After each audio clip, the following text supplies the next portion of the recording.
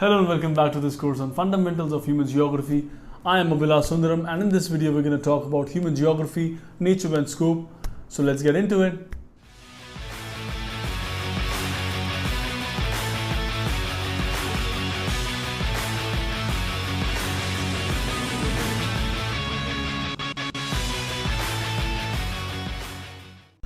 So let's first start with the overview of geography as an academic discipline. So what is geography? Well, in the words of Immanuel Kant, a famous philosopher, geography is the study of where and why. The geographers like to organize their data spatially. The term geography was first coined by Eratosthenes, a Greek scholar, where geo means earth and graphy means description. So simply stating, geography is the scientific study of the earth and all the interactions happening on it. Reach of geography is extensive, but luckily for us, geography has been divided into two branches: physical geography and human geography. Physical geography focuses on the physical environment and natural processes such as weather, climate, landforms, plate tectonics, so on and so forth. Whereas in human geography, the emphasis is on human-centered topics like population, religion, languages, development and industrialization, and many more things. If physical geography is all about physical attributes and landscapes, then human geography studies how these attributes have impacted human culture and humanity as a whole. Fields of physical geography include climatology, geomorphology, environment management, oceanography, pedology, which is also called social science.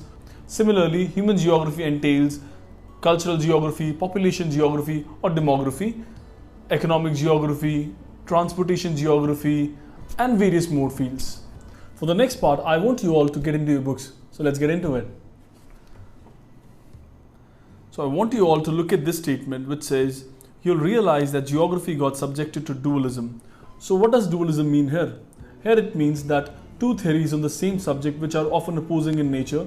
In our case, one is which gives more importance to physical factors and the other is which gives more importance to human component, and that's how physical and human geography developed over time. But I also want you to look at this statement which says nature and human are inseparable elements and should be seen holistically, right? I'll give you an example. The way greenhouse gas emissions speed up global warming and the way global warming impacts humans is part of both physical and human geography, correct? That was a pretty long introduction, huh? Now we talk about the nature of human geography. So look into your books. Human geography studies the interrelationship between physical environment and socio-cultural environment created by human beings through mutual interactions with each other. Isn't that what we have studied so far, right? So there are various elements which are associated with physical geography. Some of them are landforms, soils, climate, water, natural vegetation, and diverse flora and fauna. Okay, and on the other hand, houses, villages, cities, road rail networks, industries, farms, ports, items of our daily use, these are all the elements of human geography which have been created by human beings.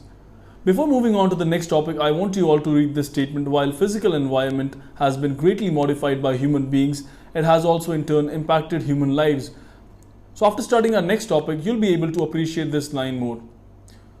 So let's move on to our next topic, naturalization of humans and humanization of nature. Alright, so humans have interacted with their physical environment with the help of technology. Technology indicates the level of cultural development of any society, and it is developed after better understanding of natural laws, right? For instance, by learning about optics, we created cameras because of which this video is possible, and through the laws of aerodynamics, we could create planes and fighter jets. With the help of technology, humans moved from the stages of necessity to the stages of freedom. Now we'll learn about the three geographical theories, or also called three main schools of human geography, which interpret man-nature relationship in different ways. We'll start with determinism and possibilism together. Friedrich Ratzel is considered as the founder of new environmental determinism, though it existed before him. This theory states that the level of development of any group or nation is determined by physical environment. It considers humans as a passive agent and an environment as the critical factor in how people develop. This is what is naturalization of humans. For example, Central Africa supports this theory because of very hot climate and lack of resources. It is considered as one of the least developed regions in the world. It was a popular theory but got rejected in the academic circles on the grounds of supporting racism and colonialism, and this theory is also very limiting in nature.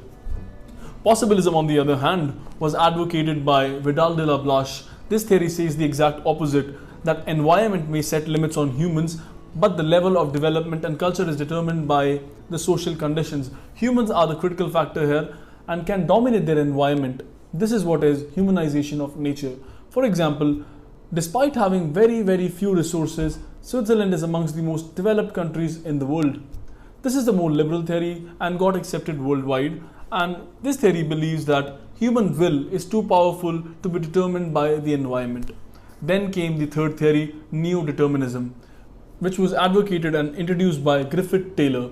This theory says that the possibilities can be created but within the limits which don't damage the environment, and humans can conquer nature by obeying it. For example, due to wrong agricultural practices in Punjab and Haryana and even in Western UP, productivity is now reducing day by day in these regions. And not only productivity, even the groundwater levels are fast depleting. To sum it up, determinism gives an upper hand to the nature, whereas possibilism gives it to the humans, and neo-determinism is right in the center. Now we move on to the last topic of this chapter, which is human geography through the corridors of time and how it evolved with the passage of time, right? So human geography has its root in history. So we'll keep it short, otherwise this might turn into a history class. So it all started with the ancient Greeks in 2nd and 3rd BCE, who first started to think geographically. Eratosthenes was a Greek scholar who calculated the circumference of the earth with just a stick, and that too 1800 years ago. So during medieval Europe, 5th to 15th century, geography was suppressed due to various reasons. However, Islamic scholars continued to make progress, and source of information at that time was the accounts of travelers and explorers. Then came the age of discovery. In the 15th century, due to rise of colonialism in Europe, many lands previously unknown were discovered, and slowly the myths and mysteries about the world started to open up. Well, this is exactly how Britishers landed up in India and colonized it for the next 200 years. After 18th and 19th century came in a lot of new geographers through which geography got its modern credentials. People like Ratzel, Ellen Semple, Vidal de la Blache, Ellsworth Huntington, Griffith Taylor put forward many new theories like environmental determinism, possibilism, and neo-determinism. This is how human geography developed over time and has now gotten divided into numerous subfields as mentioned earlier in this video.